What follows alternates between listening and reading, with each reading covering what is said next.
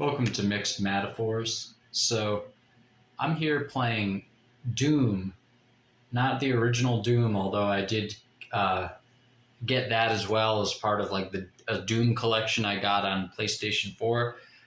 And I've played some of that, and I think I have clips of that in at least one of the videos here. But, oh, wait a second. Did I say welcome to Mixed Mattaphors? Well, anyway, welcome to Mixed Mattaphors, spreading the good news of books, metal, and video games. And today it's video games. So Doom, the 2016, I think it was, remake that, well, not, I don't think it's a remake, but like the reboot that could have been called, I mean, it was Doom 4, unless they're considering it a reboot, like to the point where it's, I guess I don't know like the story of Doom well enough to know if A, they're using the original story, but then also B, if using the original story would be enough of a gear shift to make it seem necessary to call it a reboot rather than just to say it's the next Doom. You know, like, I don't know. I guess if it's the same story, you might say, Matt, you got to respect the story. It's like, okay. But anyway, I played this, I rented it from Redbox in like 2016 or something, and I was shocked like at how fun it was. And then, 2000, but I never bought it. But then 2019, was it? Oh shit, this game is fucking nuts. 2019, I went to jail, and so I could not play video games there. Although later they got some kind of like video game system or tablet in there, and I don't know. That was after I had left, but before I left the other jail that I was taken to because somebody was lying about me and to the FBI. So they gave me a better lawyer because of a conflict of interest, because he also had a public defender. And then they sent me to a place that I'd say, all things considered, was a better place as well.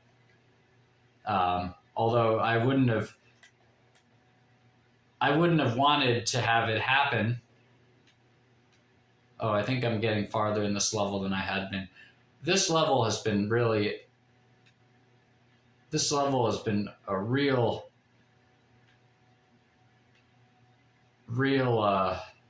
slow down for me. Oh, here we go. I just shoot this thing, right? Oh. I bet the enemies are going to come out now. Yep, here they are. Oh my god.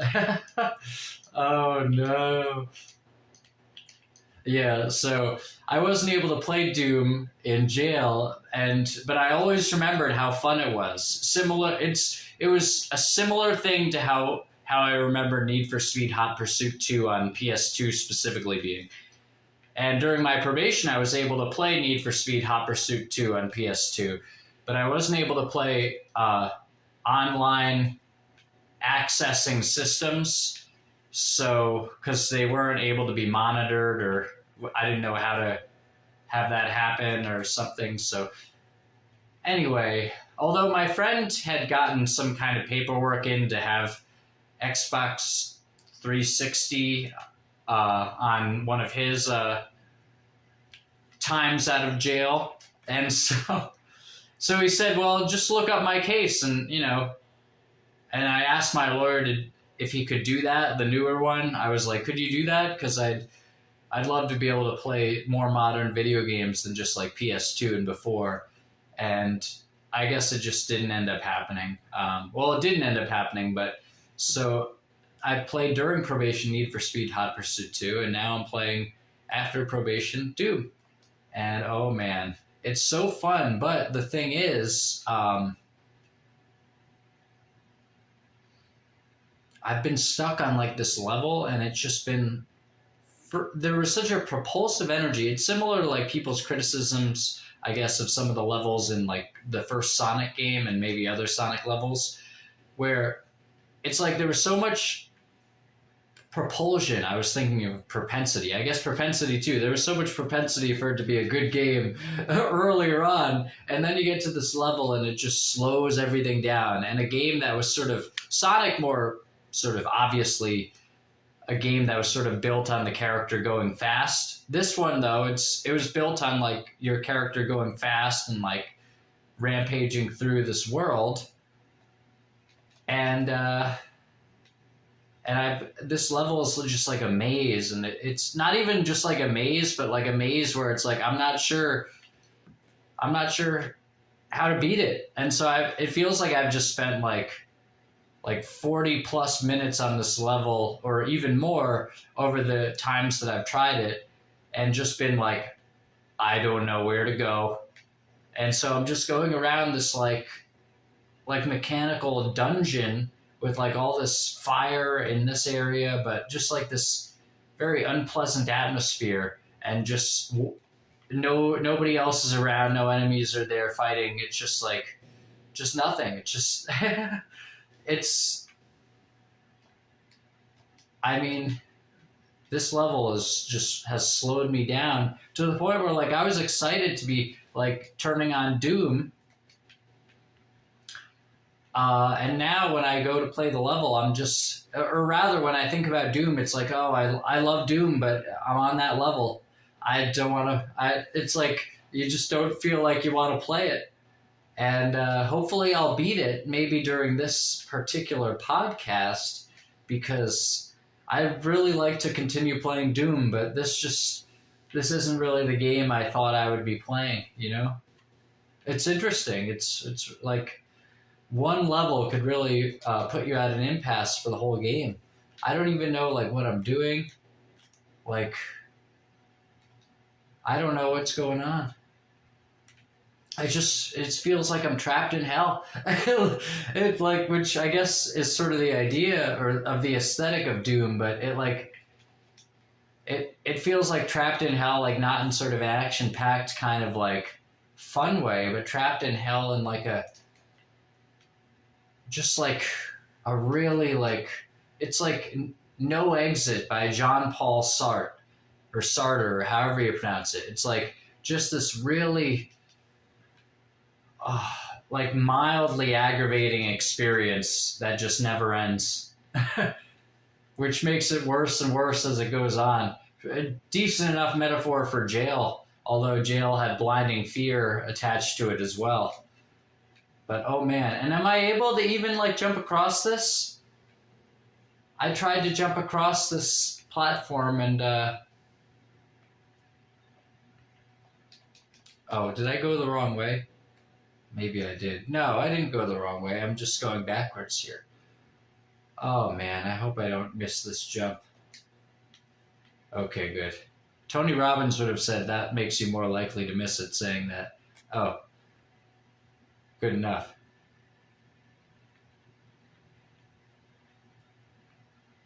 Now where do I go? See, I don't even know where to go. Maybe I'll go back downstairs again. Oh, look, I made it across. Oh, thank goodness. I made it across.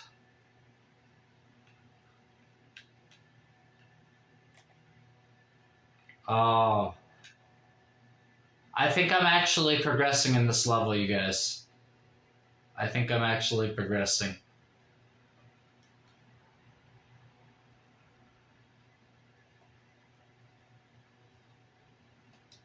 I just saved a video clip of it, and now I'm watching this guy come towards me, this like CGI character. You might say, well, isn't it all CGI? No, this CGI character who, it's like when Leo is a hologram or something at the beginning of Star Wars. It's like he wasn't actually there. It was like a video of something that had happened. Oh, can I buy an upgrade? Let me buy an upgrade. How do I do it? Oh, are you not going to let me buy an upgrade? I guess this guy is not going to let me buy an upgrade. How do I change my weapons back? I want to change my weapons. You might say, Matt, it just sounds like you're having trouble playing the game.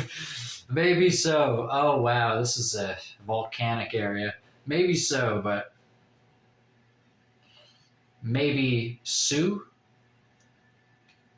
That's going to be my response. Maybe so, but maybe Sue. I am blocked again. I'm blocked again. I don't know where I'm going. It's like, well, Matt, maybe if you didn't take it so personally when you were blocked from progression. Well, why am I playing this game if I'm not to have a good time?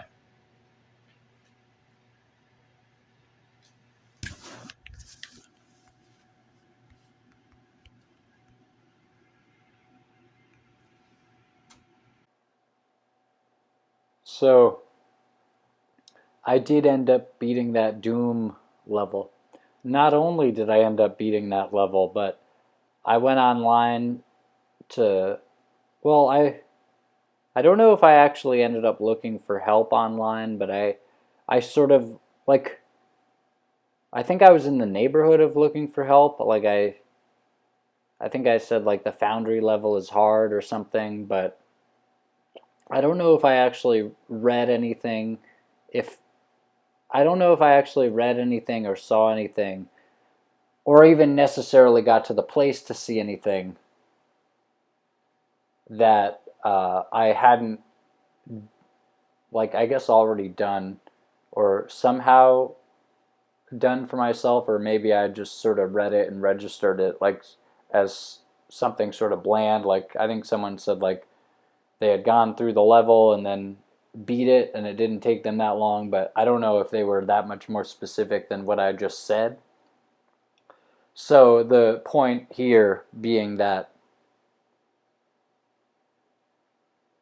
what is the point here?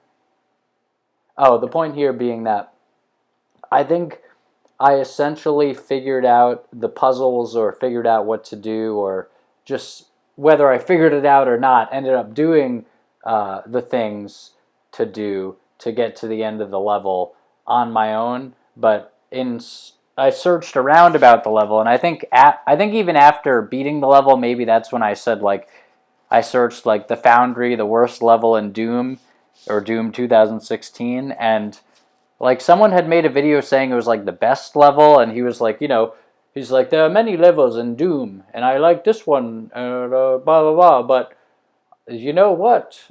When you go looking for people's responses, they tend to say one level, the Foundry, and I left a comment on the bottom of the video saying something like, "I'll tell you how I know it's not the best level in Doom, because I spent almost 2 weeks basically not playing the game because I was lost in the maze that is the Foundry," or something like that.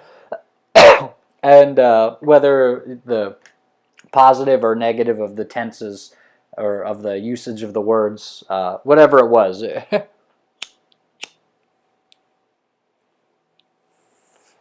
Also, as you'll see in Matt's, or rather Mixed Metaphors number 5, the New Year's whatever one, or will you see it in that? Actually, I don't think you will see it in that. I think you might see it in this one, actually. But I think you might. I ended up beating that Celeste level, and I ended up beating the Doom level. I think you might see that in this one as well.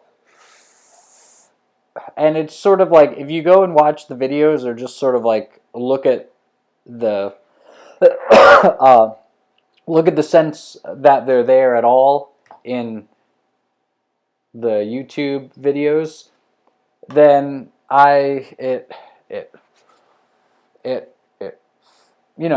it would be, I think it sort of stands as a testament to like perseverance, because one of the episodes I have, maybe one of the better ones, I think, depending on how good you think they've gotten so far, one of the best ones I think was called The Power of Perseverance, and it largely talks about Better Call Saul, but it talks about different things, sometimes book related. And oh boy, it's been perseverance to beat some of those Celeste levels. and it was sort of grim determination to get through this Doom level. I mean, it's already, by the time I'm saying this in the voiceover narration, I see that it's already after the point where, like, this is the point where it was like, all right, well, fine. Like, I'm not sure how I'm gonna beat all these big, like black enemies with the white faces. I'm not sure how I'm gonna beat these guys like in such a high number. Now I've sort of gotten the hang of beating them fairly easily, but it was like, but it didn't. It seems like this. Essentially it was like, well, it seems like this is the end of the level, and the challenge now is just beating those guys rather than figuring out what to do and where to go and sort of wandering around, almost kind of in random circular motions until you kind of hit on where you're supposed to go. And they do have little things sort of leading you to where you need to go, but they're kind of not specific. And I think that not even just one of them, but multiple of them can be there and be like currently inaccessible because you haven't gotten like an item that you'd get from maybe the other one, or maybe even somewhere else that you just left behind somewhere. I'm not sure. Or maybe, maybe after you get the item, then the heart thing appeared, or whatever it was, the sort of node of the organic material that you had to pull the thing out of to like destroy the nest or something. Like maybe that only appeared and thus canceled out the dot related to the thing that you would have had to get from that area of the map in this game.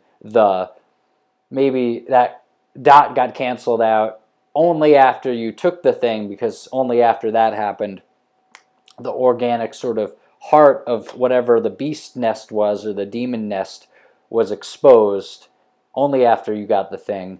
And so basically it wouldn't disappear and then leave you with an item just somewhere unmarked on the map for you to try to go find it in.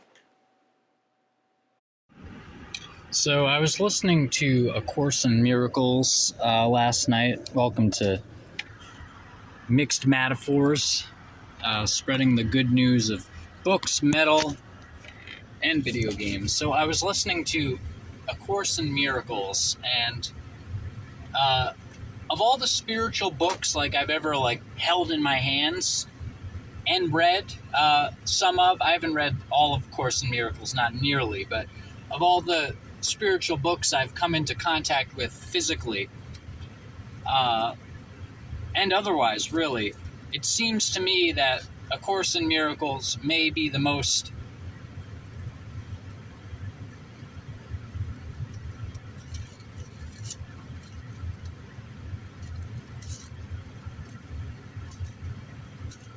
obviously incredibly powerful book that there is. Now, the Bible has some power. The Bible is a powerful book, and I'm not saying that A Course in Miracles is more powerful than the Bible, but I am saying that, like, sort of the experiences that I've had with it have exuded a certain kind of power. When I first picked it up at the bookstore to buy it, and I didn't end up buying it, it felt like I was holding some kind of like, artifact that might as well have been like shooting out sparks and lighting up the whole room and shit. It just, I can't even, it's just, check it out for yourself. See if it feels that way. But here's the thing, whereas it seemed to have great power, and whereas I personally find a lot to like in it, to the point where, I think it might be, really good. Somebody who's interviewed on Buddha at the Gas Pump said that book was written for only like 5 or 6 people or something. It was sort of a strange thing to say, as if like, everyone else who's reading it is kind of wasting their time. It's really just for 5 or 6 people. And the reaction I had from it, like, it may sound arrogant, but according to the context that he set up, it felt like I might be one of the people it's actually for. It's just, but A Course in Miracles has taken a lot of flack. Mark Passio called it a course in solipsism. Of course, it's looked down upon greatly by people who are generally, by many Christians, it's looked highly down upon because the work is asserted to be a transcription of Jesus Christ himself, like Jesus, not like the Christ, not like the Holy Spirit or something, but particularly Jesus. And so, it's, if we're talking about like all-time blasphemous books, many people would probably put it right near the top. Now, here's another thing that I was thinking about it today. Jesus said, "You will know them by their fruits." And the people who generally like A Course in Miracles, or at least enough of them, seem to be just totally brainwashed in the ways that you would anticipate people pushing toxic ideas of spirituality on the public to basically destroy them would be brainwashed. For example, what's her name? Marianne Williamson being, literally running for, head baby killer in chief, and not one of the ones who even purports to not like the baby killing. Then you've got another guy. I was watching some of more than one of his videos on YouTube, and I've seen other Course in Miracles teachers, and some of them have been pretty good. I mean, to a certain extent, Eckhart Tolle is a Course in Miracles teacher, or he started off as one. And so, if you like Eckhart Tolle, and by the way, Mark Passio speaks somewhat highly of Eckhart Tolle, then what Eckhart Tolle is teaching often refers to, connects to, or may even potentially be rooted in some sense in A Course in Miracles. So, Mark Passio says A Course in Miracles is, quote-unquote, a course in solipsism, and he doesn't like it. But he also says that Eckhart Tolle has some good stuff to say about the present moment. He didn't give some kind of blanket endorsement of Eckhart Tolle from what I heard, but it seems interesting, and I wonder if I were to ask Mark Passio about that, what he would say. But, some A Course in Miracles teachers tend to be pretty good. However, this guy, he didn't have as much power coming off of him, and I was giving him a while. He tends to have 2-hour videos. His channel was called A Course in Miracles Keith on YouTube, Keith, Keith, the boy's name. And, he was talking and he was saying things, and, it was interesting content that he was talking about, but the people who are listening to this that might have read some spiritual books or listened to spiritual teachers, they might get what I'm saying when I say that it didn't seem like he had a lot of power coming out of his presentation. Some of the stuff that he said was interesting and, potentially helpful, but he didn't exude this sense of power that an Eckhart Tolle sometimes will exude, or an Adyashanti might exude, or a Shunyamurti maybe might exude. Some teachers exude power, and he didn't seem to exude any power, or if, any sounds like a big statement, but he didn't exude a lot. It wasn't tangible that, there was necessarily that, just sort of listening to him. With Eckhart Tolle, you'll literally sit there silently, and you'll feel the power. For the teachers that I'm talking about in the sense of, exuding power, the exuding of power, it is to an extent where if you listen to a recording where they happen to be sitting in the room and they're not saying anything, that power would be in the silence of the recording. And you might say, well, Matt, that's bullshit. It's if you're saying that's bullshit, then maybe you have looked into spirituality, but I imagine that you haven't. And if you have and you're saying that's bullshit, then okay. But if you haven't looked into it, then saying it's bullshit seems to be coming from a place of, if not ignorance, then a place of inexperience at least with it. So,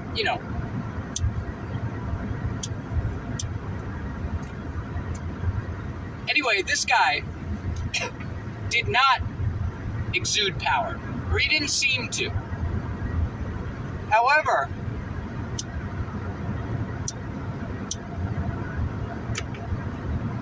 he was giving pretty long and pretty intellectual dissertations on A Course in Miracles. And I was like, all right, this is like more than 2 hours long, and it's him sitting here like talking about A Course in Miracles. Sign me up. It's funny. A lot of people might go run screaming from that, but if you've looked into spirituality, then you might feel the same kind of attraction to this. It's like, oh man, he's talking about this, and probably in a lot of depth if he's making like not just one but like multiple hour videos on it, but nevertheless he wasn't doing much for me. And then he said the words, "my husband," and I was like, all right, now look, if you identify as homosexual, I'm not going to say you're necessarily a bad person. I'm going to say it's probably more likely that you'd be leaning more towards evil than good.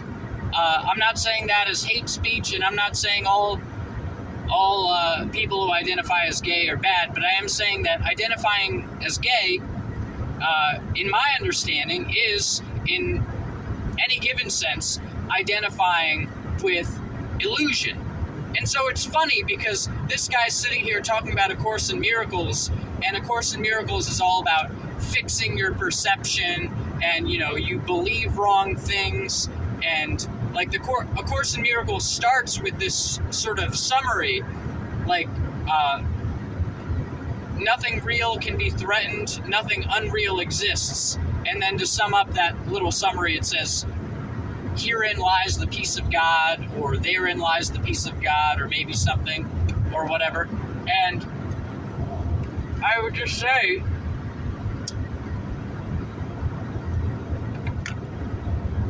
that, it's all about illusion, and it's all about fear. And I was listening to the actual audiobook of A Course in Miracles on YouTube today, and it was interesting because it was talking about like fixing your perception, and I was getting the sense that like it seems like it may be a book that's very powerful psychologically, where they systematically, or just in a certain sense, go through various psychological dilemmas and issues, distractions that you might have, I would say. And I would say they help you sort of clear these things up. They analyze these like supposedly false beliefs and stuff. And to whatever extent they're doing it accurately, and to whatever extent what they're saying is rooted in honesty and truth, then that's really freaking powerful. But at the same time, you'll know them by their fruits. Marianne Williamson running for baby killer in chief in the baby killing party, that's someone who represents high spirituality. I don't fucking think so. I'm sorry, I don't fucking think so. Like, maybe someone would represent high spirituality by saying, like, well, punishing anyone for anything is wrong. But someone running for the army, police officer carrying around guns, and baby killer in chief, that's not high spirituality. Unless she was running for it in a sense to like dismantle the whole operation, like to go in there and say, all right, as president, I'm going to undo everything. That would be one thing. But I think it seemed like she was just running for it as sort of a Democrat with a spiritual flavor. And that is not the fruit of a good tree. I'm not sorry. And I'm not going to say sorry, not sorry. I hate that phrase. That is one of these really obnoxious phrases. But I'm not sorry. I'm just saying I'm not sorry. And I'm not sorry. I think what's really obnoxious about the sorry, not sorry phrase is that they're not sorry for being not sorry, so it's a fucking lie, and it's just this sort of obnoxious, like, nana nana, poo poo, sticking their tongue out at you and, like, wiggling their ass around lie. It's an obnoxious phrase similar to the phrase, what happened? When someone is saying something and you, like, drift away, and then basically you ask them what they said, but instead of saying, like, what, or what did you just say, I'm sorry, or pardon me even, or something, they say, what happened, or whatever. I would say that is one of the most obnoxious things ever. As if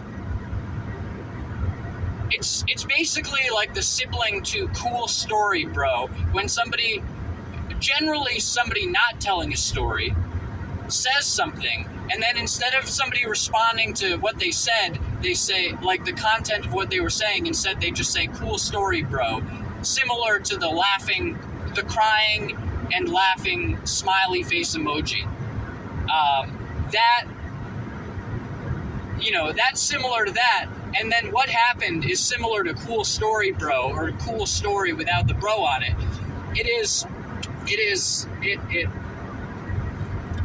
I would say,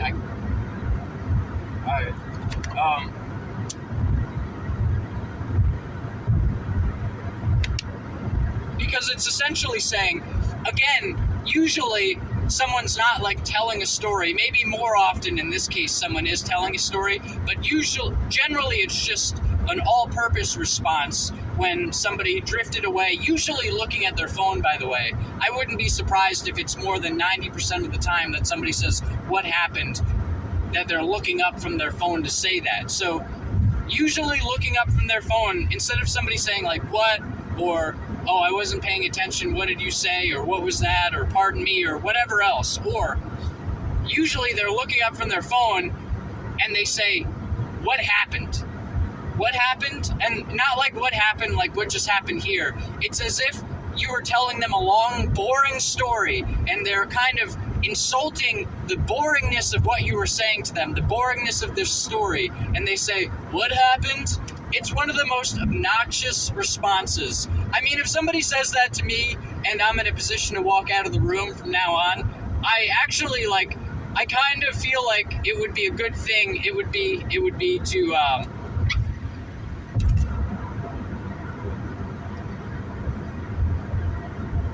I think it would be a good thing for me to just walk out of the room in the future. If I'm not, like, at work or something or whatever, like, and I have the ease of access to walk out of the room, that might be sort of an angle that someone who went to jail might look at it from. But if I have the ease of access to walk out of the room and somebody says, what happened, after I'm saying something and they're, like, basically asking me what I said, or while in the course of asking me what I said, they say, what happened, I may just walk out of the room. Like, fuck you, all right? You're gonna not only not have heard what I said, but basically, like, insult me. You might say that's not an insulting phrase. I disagree, and you're wrong. Fucking...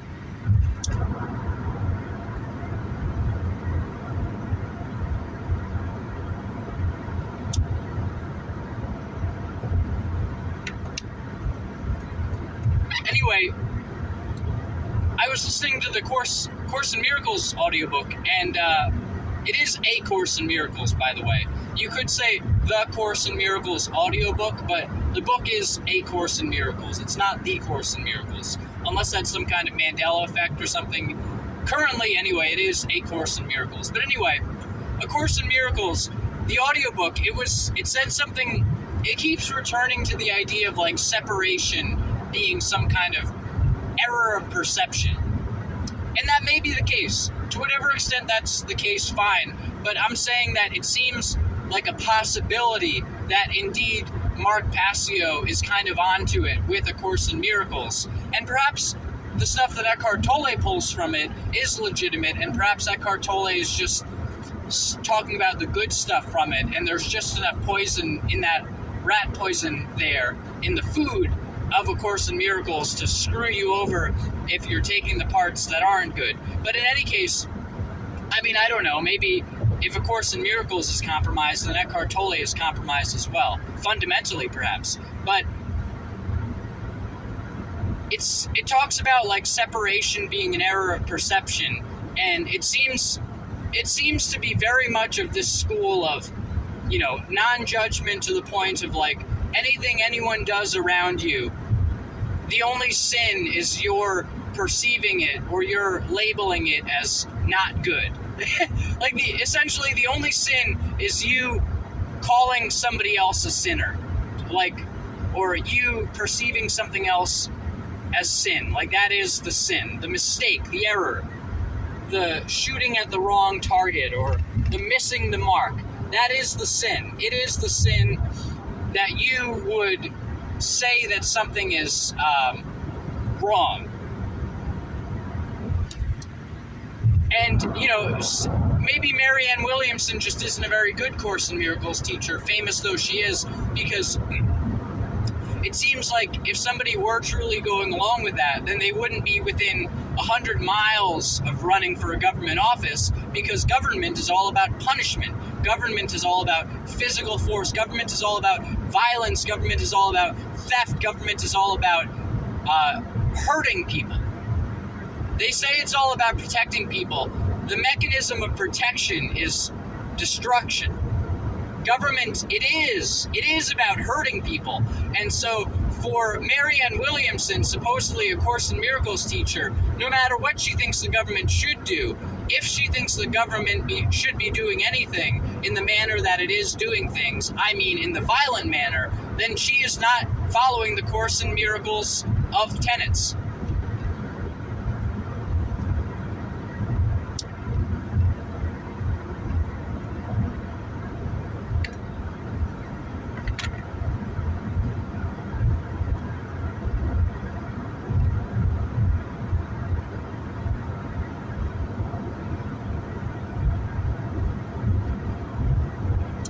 It is, though, that, you know, it's still a powerful book, and I still probably will return to it. I still may end up listening to more of the audiobook, but if part of the criticism of, like, modern or contemporary spirituality that you would see on YouTube or whatever, if part of the criticism of that kind of stuff is that it sort of trains you to be inactive, and it trains you to be a pushover essentially, and it trains you to just let people walk all over you.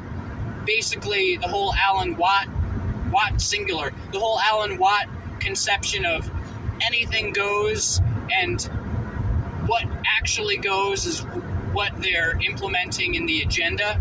Like, oh, you know, our morality is anything goes, and what goes is what we say.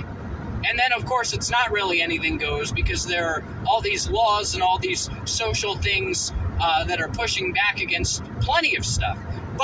And it's certainly not anything goes for the innocent little baby that's growing in the womb of a woman who, of a woman who goes to have the baby murdered. That's not anything goes for the baby, because if it was anything goes, then wouldn't the baby continue to be alive? No, it's not anything goes for that. It's anything goes and what goes is the agenda. So with A Course in Miracles, it basically sets the template as anything goes. And then, essentially, you become a pushover to whatever anyone else is doing around you. Now, A Course in Miracles might address this, and perhaps I'm misanalyzing it. And, you know, it might be nice in this case if I am misanalyzing it, if I'm misinterpreting it.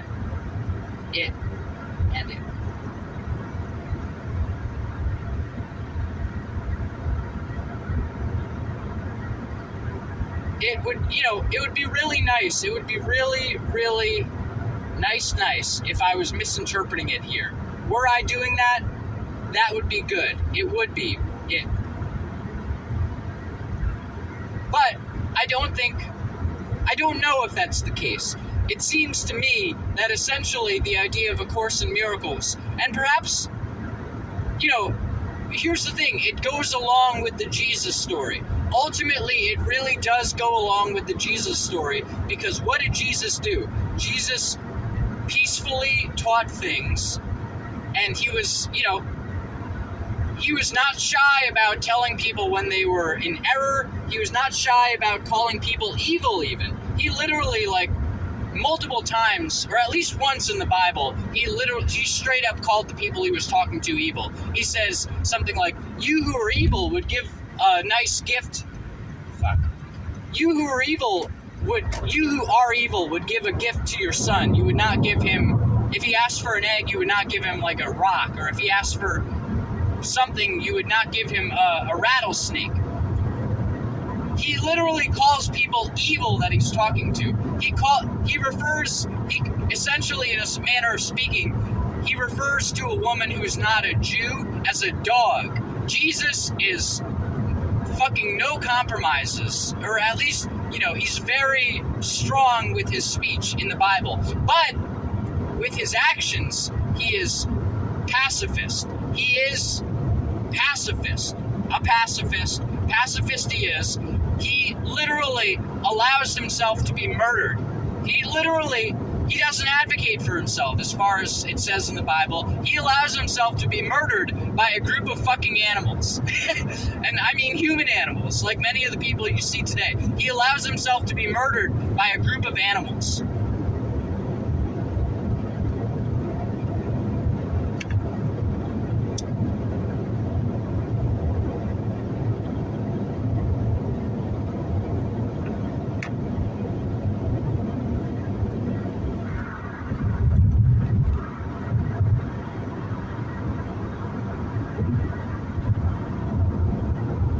So in one sense, it does go against what Jesus is saying in terms of morality.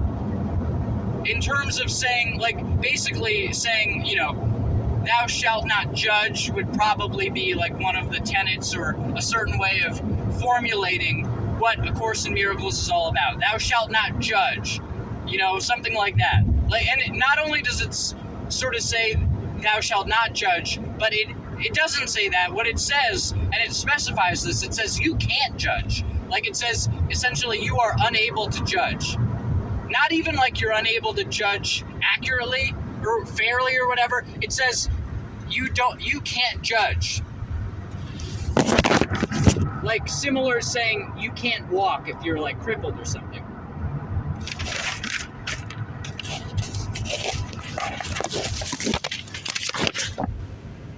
It's actually interesting, because Jesus told the crippled guy, you can walk. And then the guy stepped up and he's like, oh yeah, I'm walking. But so the sense it goes against Jesus is the sense of I'd at least say the sense of immorality, or amorality, let's say. Jesus was a moralist. If you look at what he says in the Bible, he says you who would, hurt a child or do whatever to one of these little ones, it would be better if you were, had a stone chained around your neck or something and you were thrown into a river. He's that uncompromising. And you might say, well, that's him saying for your own sake it'd be better. And, it's that's fair, but he still talks about not hurting children. He's still putting it in the context of not doing something that it seems that he's referring to in some way or another as unjust or evil or immoral, I would say. And yet, it is very much in alignment with Jesus in the sense that I'm not saying this, I'm sort of saying this partially because it sounds so controversial and it's so snappy, but Jesus might have been the ultimate pushover in terms of being the ultimate pacifist, or at least an ultimate pacifist. If the ultimate act of pacifism is allowing somebody to kill you, and perhaps even more so allowing somebody to kill you and then calling out to God to forgive them for they know not what they do, that's a pretty high level of pacifism. So in that sense, Jesus follows A Course in Miracles perfectly.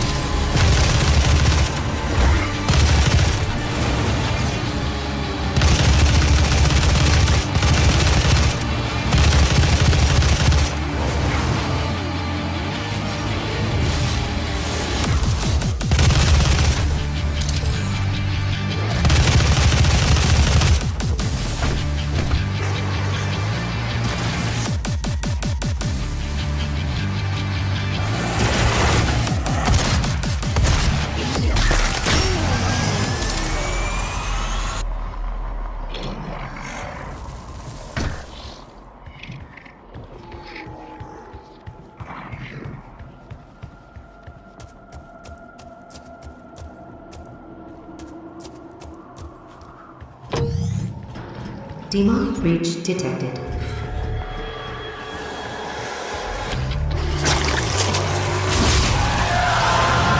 presence at critical risk.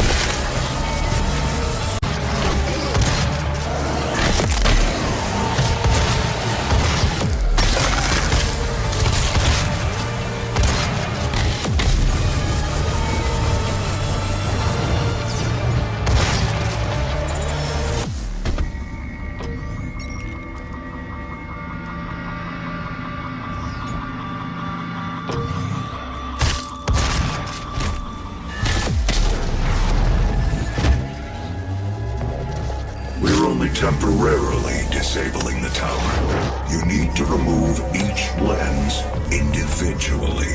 Carefully release the hinges. 1. Energy contamination detected. Destroying the production margin energy isn't necessary.